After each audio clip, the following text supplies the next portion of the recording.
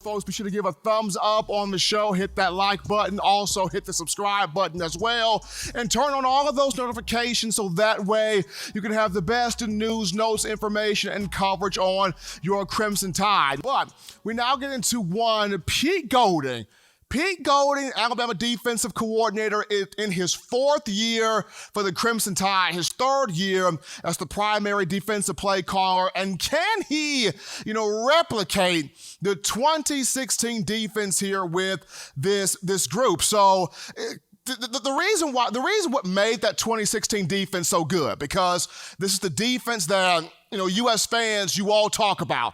Every defense of the Nick Saban era since that 2016 group has been measured to that 2016 group, because of the fact that that group had 54 sacks, the most of the Saban era. It had, it forced 24 turnovers, interceptions returned for touchdowns, fumbles returned for touchdowns. The reason why that group was so good, first and foremost, you had a guy in Jeremy Pruitt as the defensive coordinator who was an aggressive guy, right? He worked his way up from being a, high school coach throughout the state of Alabama to he went down to Florida State, got coaching there from Jimbo Fisher, went to Georgia, got coaching there as a DC before coming to Coach Saban in Alabama for his third stint here with the Crimson Tide. And, he was aggressive, he was assertive, he knew what he was calling, he had confidence in what he was doing. He knew that if I call this play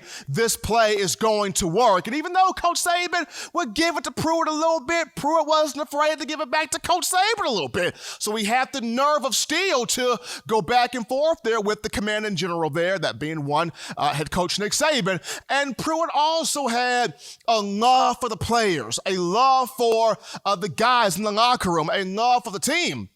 And a love that was so profound that he named his final son, his baby boy, after two Alabama linebackers, named him after Ryan Anderson and Reuben Foster. So for the first part of that, Jeremy Pruitt. The second part of that was that made that defense so good.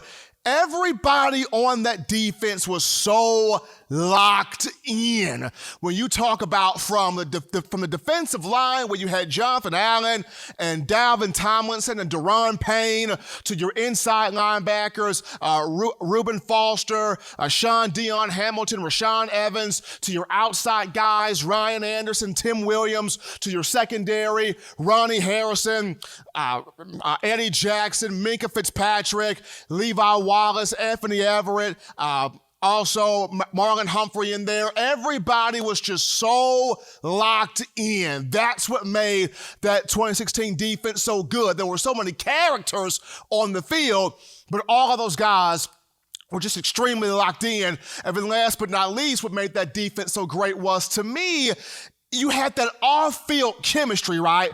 Those guys hung out together off the field. It wasn't just them being on the field and knocking guys' heads off and sacking quarterbacks and creating interceptions and forcing fumbles and scoring touchdowns and just being an absolute menace to college football, in a good way, that being. But those guys off the field, they hung out together. They ate together. They went bowling together. They went fishing together. Everything that they did, there was a brotherhood, a team mentality, and that off-field chemistry translated to the on-field chemistry. So that's what made that 2016 unit so good. But can Pete Golding replicate that sort of dominance with this year's group? And I think he can. And part of the reason why he can is everything has been set up here for Pete Golding to have this moment or this type of success here with this year's team. Coach Saban has kept him around for another year. He's gotten a $250,000 raise, so he got the pay grade, got the pay raise up there.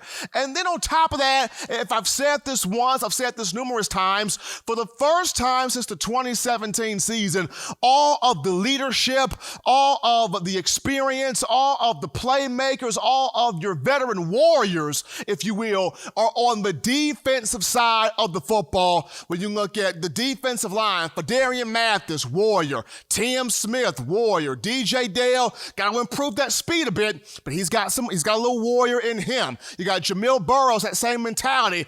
Brian Ray, can he stay healthy? I believe he can, but he's got that same mentality along with other guys. In that linebacker room, you got Christian Harris and Jalen Moody and Shane Lee, your two outside guys. You've got Will Anderson and Christopher Allen that are mean guys, will knock your block off. You got two guys behind them, and Drew Sanders and King Wakuda. And then the secondary, you've got the hit stick click with Jordan Battle and DeMarco Helms. You got Brian Branch and Malachi Moore. You've got Josh Jobe. You got other guys at that corner position that can play that spot. Whether it's Jalen Armour-Davis, whether it's Marcus Banks, whether it's Brandon Turnage, whether it's JaQuincy Kool-Aid McKinstry, you got guys.